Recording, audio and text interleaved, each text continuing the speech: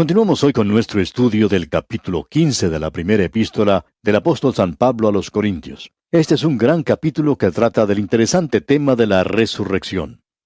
Este es también un capítulo muy destacado y hemos visto que aquí también se presenta el Evangelio, o quizá diremos una parte del Evangelio. Pablo dice, porque primeramente os he enseñado lo que asimismo recibí, que Cristo murió por nuestros pecados, que fue sepultado. O sea que Él no se esfumó o desapareció simplemente. Su cuerpo fue colocado en una tumba. Ahora, ¿qué otra cosa podría ser levantada de entre los muertos? Él fue resucitado y Cristo vive hoy. Estos son hechos históricos. El Evangelio no es una teoría simplemente, no son nada más que ideas o una religión. La resurrección es parte del Evangelio y esto es lo que Pablo predicaba. Esta fue la experiencia de los creyentes de Corinto. El Evangelio es objetivo, la experiencia es subjetiva. Él les dijo que ellos lo habían recibido. Ahora, ¿qué quiere decir esto de recibir a Cristo? La explicación la tenemos allá en el capítulo 1 del Evangelio según San Juan, versículos 11 y 12. Dice allí, a lo suyo vino y los suyos no le recibieron, mas a todos los que le recibieron, a los que creen en su nombre, les dio potestad de ser hechos hijos de Dios.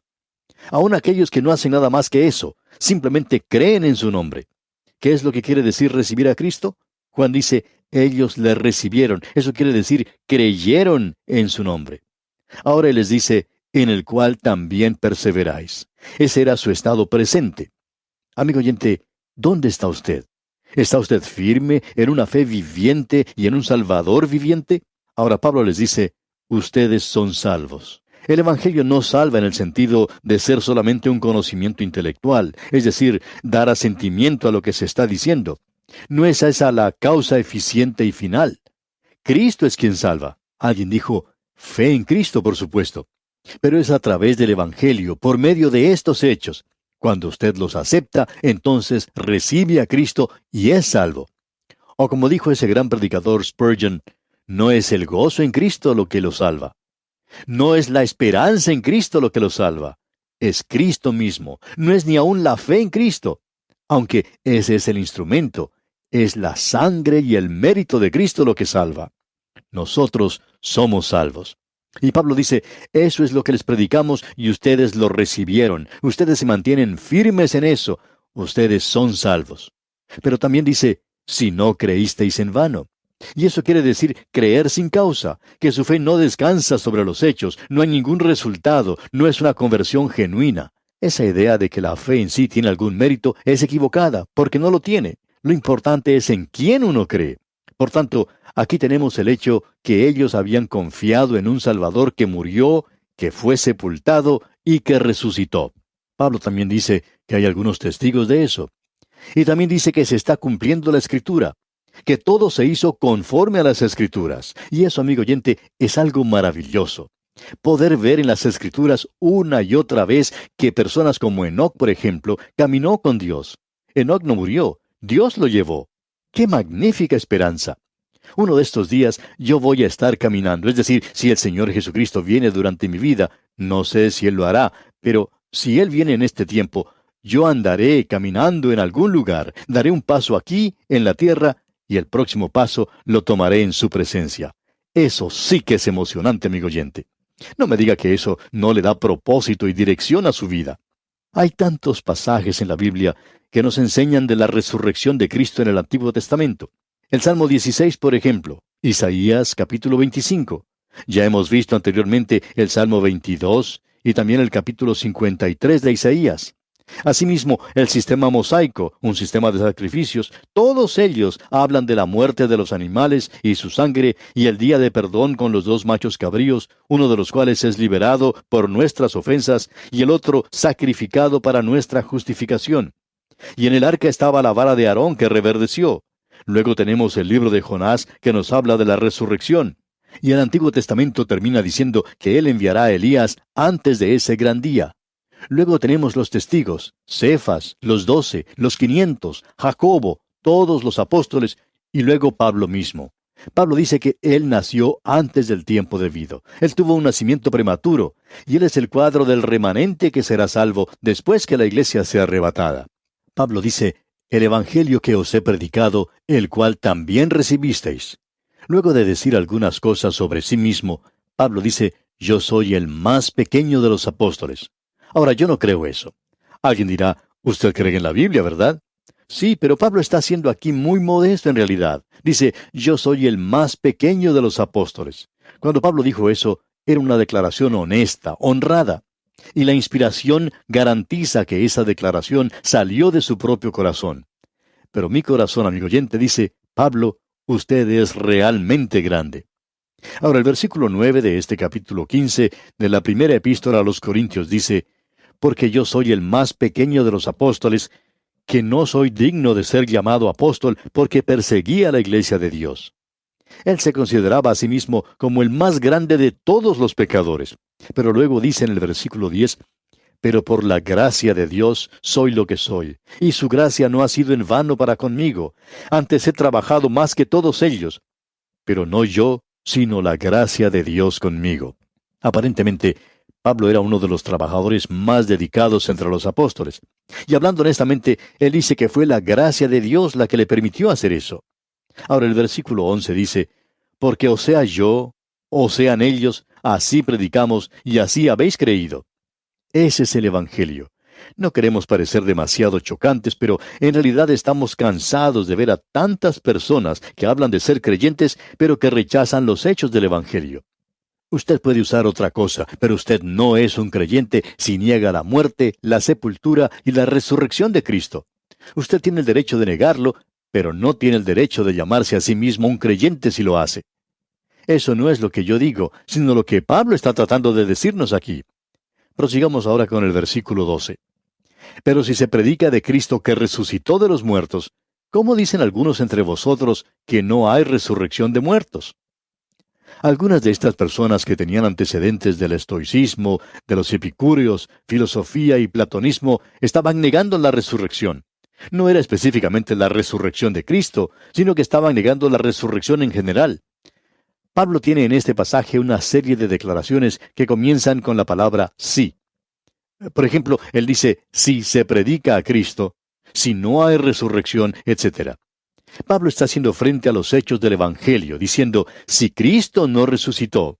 Nosotros no queremos que usted esconda su cabeza en la arena como un avestruz, amigo oyente, y decir, bueno, usted no puede estar muy seguro de eso, por tanto, no vamos a hablar demasiado del asunto. Vamos a caminar como si estuviéramos sobre terreno quebradizo, con mucho cuidado. Amigo oyente, yo tengo una base y esa base es la roca, y la roca es Cristo Jesús. Él regresó de entre los muertos. ¿Quiere usted enfrentarse a eso? Pero si se predica de Cristo que resucitó de los muertos, ¿cómo dicen algunos entre vosotros que no hay resurrección de muertos? Ahora hagámosle frente a esto. No hay resurrección de los muertos, suponiendo pues que eso es verdad. Dice el apóstol Pablo aquí en el versículo 13, porque si no hay resurrección de muertos, tampoco Cristo resucitó. Estas dos cosas están unidas, y lo es en la base de la resurrección de Cristo.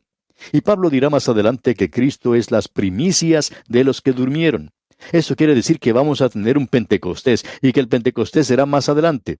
Y eso tendrá lugar, amigo oyente, cuando Él venga. Comenzó en Pentecostés, y cuando Él deje esta tierra, será Pentecostés otra vez. Él es las primicias, y luego aquellos que son de Cristo. Luego Pablo dice en el versículo 14 de esta primera epístola a los Corintios, y si Cristo no resucitó, vana es entonces nuestra predicación, vana es también vuestra fe.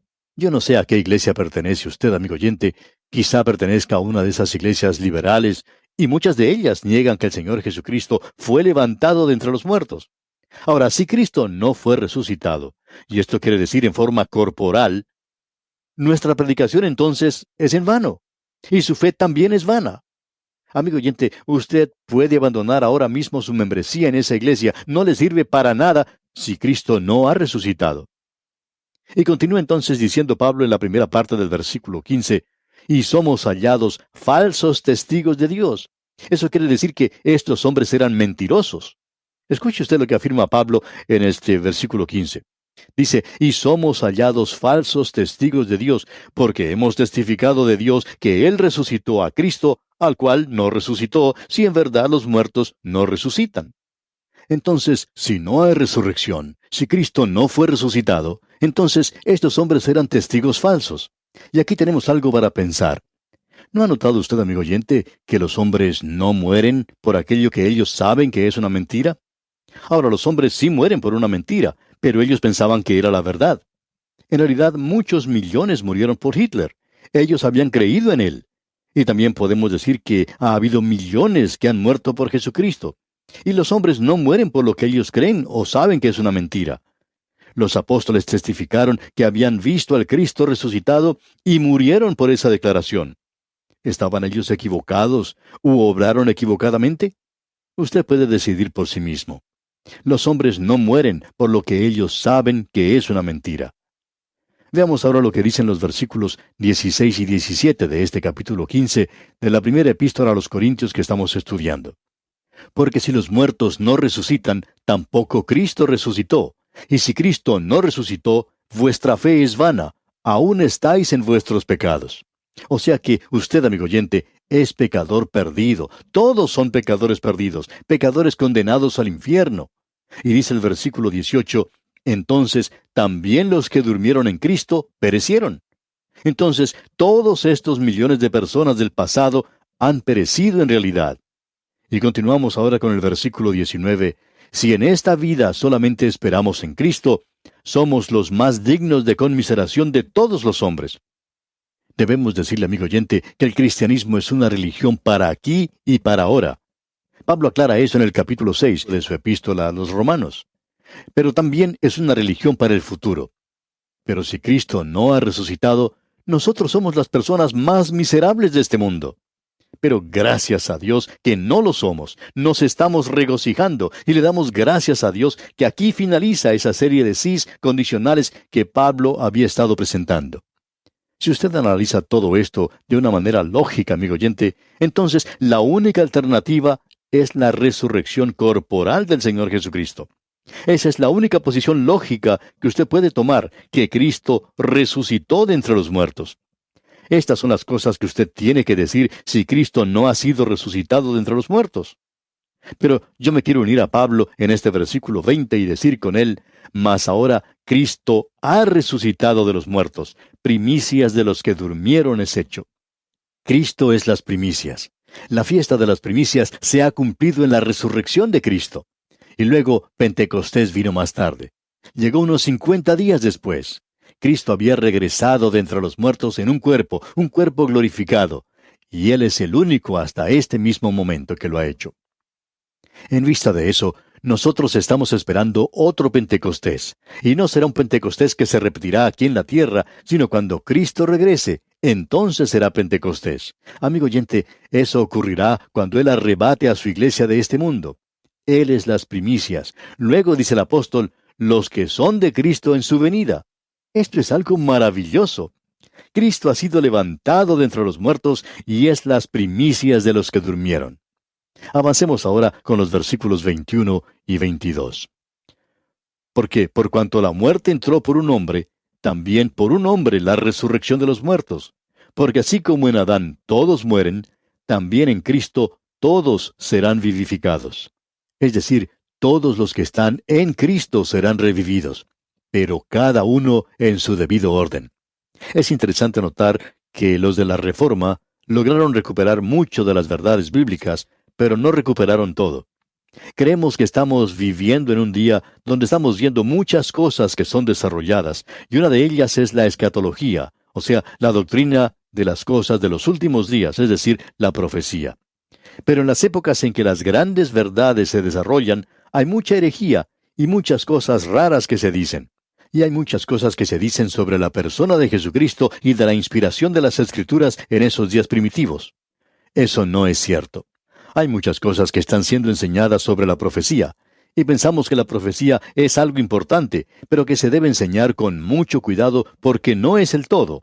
Nosotros vamos a considerar oportunamente el libro de Apocalipsis, pero en la Biblia hay 66 libros, y 65 de ellos vienen antes del Apocalipsis. De modo que nosotros en este programa que tenemos de 5 años, habremos estudiado 65 libros antes de estudiar el Apocalipsis. Pero esto está siendo desarrollado mucho en nuestros días. Es necesario hacerlo, sí, pero de una manera muy cuidadosa, repetimos. Ahora usted puede notar que Pablo entra en esta sección aquí diciendo, en el versículo 23, pero cada uno en su debido orden. Cristo las primicias, luego los que son de Cristo en su venida. ¿Vendrá para qué? Para buscar a su iglesia, amigo oyente. Luego dice en el versículo 24, luego el fin, cuando entregue el reino al Dios y Padre, cuando haya suprimido todo dominio, toda autoridad y potencia. ¿El fin de qué? El fin de las edades. ¿Cómo finalizará esta era? Llegará una gran tribulación, y luego será establecido un reino por 1000 años en la tierra. Satanás será liberado una vez más por un tiempo corto, y después será echado para siempre en el lago de fuego. Y luego Cristo vendrá a este mundo a establecer su reino para siempre, su reino eterno. En realidad, el reino eterno es una proyección, en cierta forma, del reino milenial, solo que el reino de 1000 años es como un tiempo de prueba. Dice, luego el fin, cuando entregue el reino al Dios y Padre. Ahora, ¿qué es esto? Es el fin del reino milenial, cuando haya suprimido todo dominio, toda autoridad y potencia. Eso quiere decir el reino milenial de Cristo. Ahora el versículo 25 dice, porque preciso es que Él reine hasta que haya puesto a todos sus enemigos debajo de sus pies. Ese será Satanás. Ahora el versículo 26 dice, y el postrer enemigo que será destruido es la muerte. Cuando esto ocurra, amigo oyente, me alegrará muchísimo. Avanzando un poco más, el versículo 27 dice, porque todas las cosas las sujetó debajo de sus pies. Y cuando dice que todas las cosas han sido sujetadas a Él, claramente se exceptúa aquel que sujetó a Él todas las cosas. Parecería indicar que Cristo no está sujeto a Dios. Pero el siguiente versículo aclara este punto, el versículo 28, leamos. Pero luego que todas las cosas le estén sujetas, entonces también el Hijo mismo se sujetará al que le sujetó a Él todas las cosas, para que Dios sea todo en todos. Ahora, ¿qué es lo que quiere decir con eso? Está diciendo simplemente que cuando Él complete su reino milenial aquí en esta tierra y cuando establezca su reino eterno, creemos que el trono será entregado a David y a los santos de la iglesia. Quizá nosotros reinemos por medio de un apoderado, pero no será así durante el reino eterno. Creemos que será entregado a David. Y luego Él regresa a su lugar en los cielos, donde ha estado desde el mismo comienzo, para que Dios sea todo en todos. Y luego leemos en el versículo 29, de otro modo, ¿qué harán los que se bautizan por los muertos, si en ninguna manera los muertos resucitan? ¿Por qué, pues, se bautizan por los muertos? Usted recordará lo que dijimos anteriormente sobre el significado de esta palabra bautismo, que quería decir identificación. Ahora, Pablo no está hablando aquí de un bautismo por agua. El bautismo del que sabemos algo es el bautismo del Espíritu Santo. Pero Pablo está usando ahora la palabra bautizar de una manera diferente. Notemos lo que él dijo. De otro modo, ¿qué harán los que se bautizan por los muertos si en ninguna manera los muertos resucitan? ¿Por qué pues se identifican por los muertos? Luego él dice en los versículos 30 y 31, ¿y por qué nosotros peligramos a toda hora? Os aseguro, hermanos, por la gloria que de vosotros tengo en nuestro Señor Jesucristo, que cada día muero. Pablo había dicho que si Cristo no había sido levantado de entre los muertos, entonces ellos serían necios al poner sus vidas en peligro. Sin embargo, siendo que Cristo ha sido resucitado, los creyentes nos identificamos con Él. Eso lo dice allá en el capítulo 6 de Romanos, bautizados en su muerte. Nosotros hemos sido resucitados a una novedad de vida y hemos sido bautizados en el Cristo viviente. Ya no le conocemos en la carne, sino que estamos unidos a un Cristo viviente. Ahora, si eso no es verdad, si Cristo no resucitó, si no estamos bautizados en Él, es decir, identificados con Él, entonces estamos haciendo un sacrificio inútil aquí en el mundo y estamos en peligro a toda hora. Pablo está diciendo aquí, cada día muero. Estoy en un constante peligro de muerte por amor a Cristo.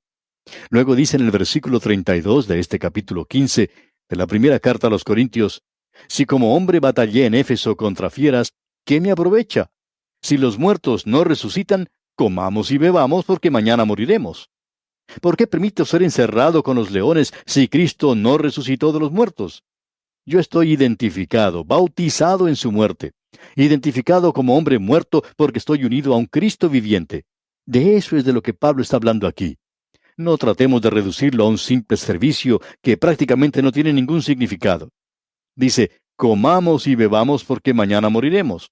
Pablo dice que la razón por la cual él se identifica con el hombre muerto es por eso. Ahora, si Cristo no ha resucitado, entonces deberíamos adoptar una filosofía hedonista como la de los epicúreos y decir, comamos y bebamos porque mañana moriremos. Luego él dice, en el versículo 33 de este capítulo 15, no erréis, las malas conversaciones corrompen las buenas costumbres. Si usted, amigo oyente, recibe una información equivocada, entonces actuará equivocadamente. Ahora, en los versículos 34 al 38, Pablo dice, velad debidamente y no pequéis, porque algunos no conocen a Dios. Para vergüenza vuestra lo digo. Pero dirá alguno, ¿cómo resucitarán los muertos? ¿Con qué cuerpo vendrán? Necio, lo que tú siembras no se vivifica, sino muere antes. Y lo que siembras no es el cuerpo que ha de salir, sino el grano desnudo, ya sea de trigo o de otro grano. Pero Dios le da el cuerpo como Él quiso, y a cada semilla su propio cuerpo. Usted, amigo oyente, siembra la semilla en la tierra. Esa pequeña semilla muere y nace una planta. Y en ella podemos contemplar pequeñas semillas como las que plantamos. Es la misma, aunque ahora se ha multiplicado. El cuerpo es sembrado en la misma manera para ser levantado en novedad de vida. Y aquí, amigo oyente, vamos a detenernos por hoy. Que el Señor bendiga su vida en gran manera, es nuestra ferviente oración.